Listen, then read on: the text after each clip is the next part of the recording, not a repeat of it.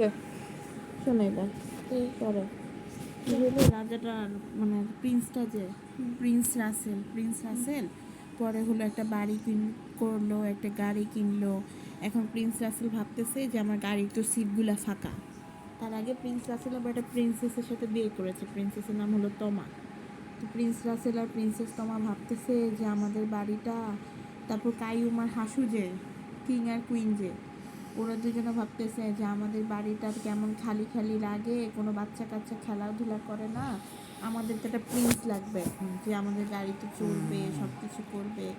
পরে হলো কি করলো, ওরা পরে ওদের একটা প্রিন্স ছিল, প্রিন্সটার নাম যেন কি, প্রিন্সটা এত সুন্দর ফুটফুটা এতটুকু, এত সুন্দর একটা বাবু হয়েছে বুঝছো, বাবুটা এত কিউট।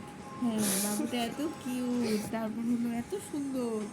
পরে বাবুটার নাম রেখেছে রাফিন।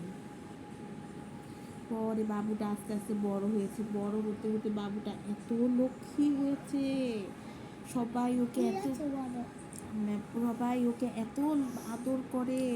ওর যে বাকি তিনটা প্রিন্সেস আছে না ফুপি, ওই যে ডলি, লিপি, মুক্তা, রুমি, ওরা ওকে, হ্যাঁ তো হ্যাঁ কতগুলা বোন, তারপর ওর প্রিন্সেস বোনগুলা যে কতগুলা ভাইয়া যে জামি ভাইয়া, মনন ভাইয়া, এই যে এতগুলা ভাইয়া, ওরা সবাই ছেলেটাকে এত আদর করে। ফুফু 4টা ফুফু, তারপর হলো 4টা বোন, তারপর হলো 2টা ভাই, এত আদর করে ছেলেটাকে। ছেলেটা এত লক্ষ্মী হয়েছে আর এত সাহসী হয়েছে বুঝছো, ছেলেটা এত সুন্দর দেখতে। কিন্তু ছেলেটা খালি কয়েকদিন পর পর ব্যথা পায় আর ব্যথা পায়, পরে ও ব্যথা পাইলে সবাই কান্না করে, সবাই কষ্ট পায় বুঝছো।